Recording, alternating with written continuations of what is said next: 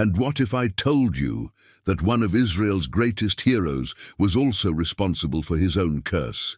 That the man chosen by God to liberate an entire nation ended up creating the idol that would enslave them again? The story of Gideon hides disturbing secrets that most have never told you. Secrets about blood, revenge, cursed gold, and 70 sons murdered on a single stone. Prepare to discover the dark side of the judge who spoke with God but ended up worshipping demons. Judges chapter 6 verse 11 presents us with something strange. Gideon is threshing wheat inside a winepress. This is absurd. Winepresses are deep pits where grapes were trampled, small places, stuffy, inefficient for threshing grain. Why do this? Because he was terrified. The Midianites had been plundering Israel for 7 years like locusts, as Judges 6:5 tells us. But here's the first mystery. The angel of the Lord calls him a mighty warrior in Judges 6:12, when he's literally hiding in a hole. Gideon asks for a sign. But observe the strangeness. He prepares a young goat and unleavened bread in Judges 6:19, a specific Levitical offering. How did a simple farmer know the priestly rituals? Then the inexplicable happens. The angel touches the food with his staff. Fire comes out of the rock and consumes everything, as Judges 6:21 describes. And the text says something chilling. The angel disappeared from his sight, literally was removed from his eyes. He didn't walk away, he simply ceased to exist there. That same night, God commands something radical. Tear down your father's altar to Baal, Judges 6:25 says. Wait, Gideon's father had a pagan altar, yes. Israel's liberator came from an idolatrous family, and there's more. Gideon obeys, but at night, because he was afraid, according to Judges 6:27. The mighty warrior acts like a coward again. Here's one of the most misunderstood episodes in the Bible. Gideon asks for 2 signs with a wool fleece. First night, wet fleece, dry ground, Judges 6:36 through 38. He squeezes the fleece and fills a bowl with water. Second night, dry fleece, wet ground, Judges 6:39 through 40, physically impossible by natural evaporation. But theologians point out something disturbing. Gideon had already seen the angel, already received signs, God had already promised victory. Why ask for more? Because he still doubted, and God patiently grants it. This reveals both divine mercy and the human weakness of the hero. Gideon gathers 32,000 men. God says there are too many, Judges 7:2. He eliminates until only 300 remain. The proportion? 450 Midianites for each Israelite. But the selection method is bizarre. Those who lapped water like dogs versus those who knelt. Judges 7:5 through 6. Why?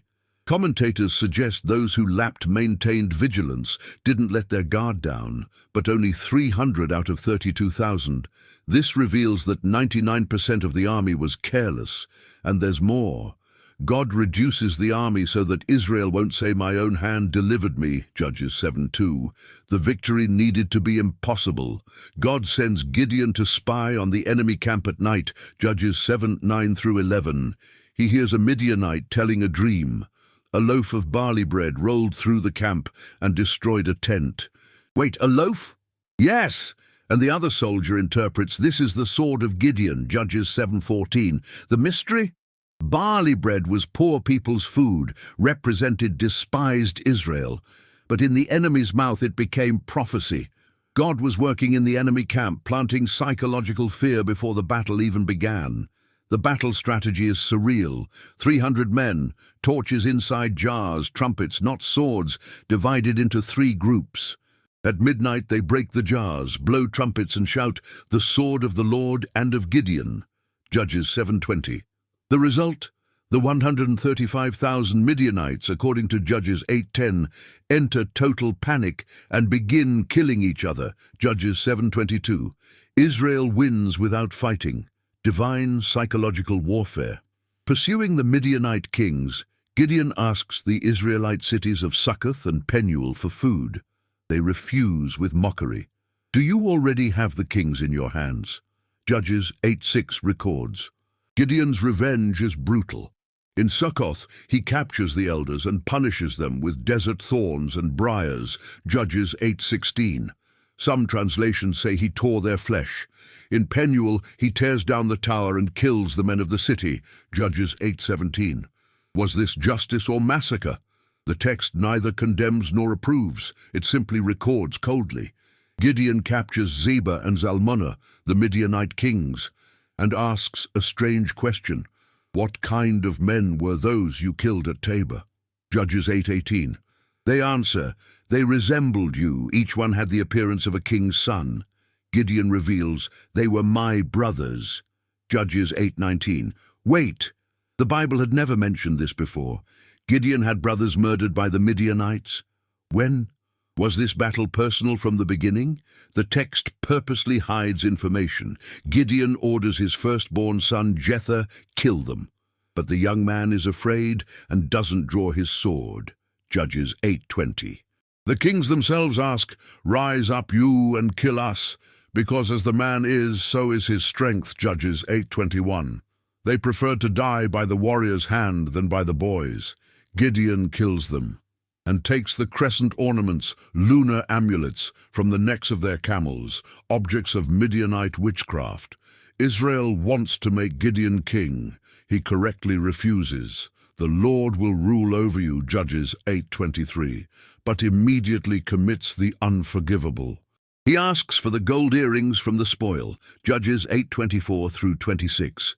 He receives 1,700 shekels of gold, approximately 42 pounds, plus crescents, necklaces, and purple garments. And then he makes an ephod. An ephod was priestly clothing. Gideon, who was not a Levite, creates an unauthorized object of worship in Ophrah, his city, not at the tabernacle. Verse 27 is devastating. All Israel prostituted themselves to it there, and it became a snare to Gideon and his house. The man who destroyed Baal's altar created his own idol. The man who liberated Israel from Midianite idolatry made them fall into new idolatry. Snare in Hebrew is mokesh, a hunting trap. The ephod became a deadly spiritual trap. Gideon had 70 sons by many women, Judges 8:30. He practiced polygamy like pagan kings, not as a judge of Israel should. And he had one more son, Abimelech, born to a concubine in Shechem, Judges 8:31. The name means, my father is king. Ironic, since Gideon refused to be king, but acted like one. Gideon dies, and Abimelech goes to his uncles in Shechem with a dark proposal. Which is better, that 70 sons of Gideon rule over you, or just one? Judges 9:2. They choose Abimelech. Why? Because he was half Shechemite through his mother, tribal nepotism. With 70 pieces of silver from the temple of Baal Berith, Baal of the covenant, Abimelech hires assassins and goes to Ophrah and commits the unthinkable. He kills his 70 half-brothers on one stone, Judges 9:5. One stone, like a sacrificial altar, a ritual massacre. Only Jotham, the youngest, escapes. Jotham climbs Mount Gerizim and shouts a parable, Judges 9:7 through 15. The trees want a king. They offer the olive tree, fig tree, vine. All refuse. Finally, the thorn bush, a worthless plant, accepts and says, come, take refuge in my shade, or else fire will come out of the thorn bush and consume the cedars of Lebanon. The prophecy, Abimelech, the thorn bush, will destroy Shechem, the cedars. And it happens exactly this way. Abimelech later burns Shechem with 1,000 people inside the tower of the temple of Baal Berith, Judges 9:49. Gideon began by destroying an altar to Baal and ended by creating an idol. He began with 300 faithful men and ended with 70 sons by multiple wives. He began as a liberator, and his lineage produced Israel's first tyrant. And the worst. Judges 8:33 says that immediately after his death, Israel again prostituted themselves to the Baals and made Baal Berith their god. Baal Berith, the same god whose temple financed the massacre of Gideon's sons. Questions the Bible leaves hanging in the air. Why did God choose a man so fearful and doubtful? Why did the text hide the death of Gideon's brothers until chapter 8? Was the ephod really just clothing? Or did it become a molten gold idol? Did Gideon know he was creating an object of idolatry? Why did God allow 70 innocents to pay for the father's mistakes? The story of Gideon teaches us something disturbing. Even God's chosen ones can fall. Even after miracles, impossible victories, and divine encounters, the human heart can become corrupted. Gideon lived 40 years of peace after his victory, Judges 8:28.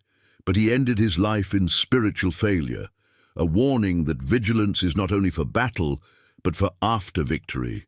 The greatest danger wasn't on the battlefield against 135,000 Midianites. It was in the gold, in the power, in the complacency. The real enemy was within. If these disturbing revelations about Gideon impacted you, leave your like and subscribe to Hidden Mysteries of the Bible. We have many more dark mysteries of Scripture to explore. Comment, what was the biggest shock of this story for you? The massacre of the 70 sons, the idolatrous ephod, the hero's cowardice. And tell me, about which controversial biblical character do you want me to make the next video? Until the next mystery, if you have the courage to discover it.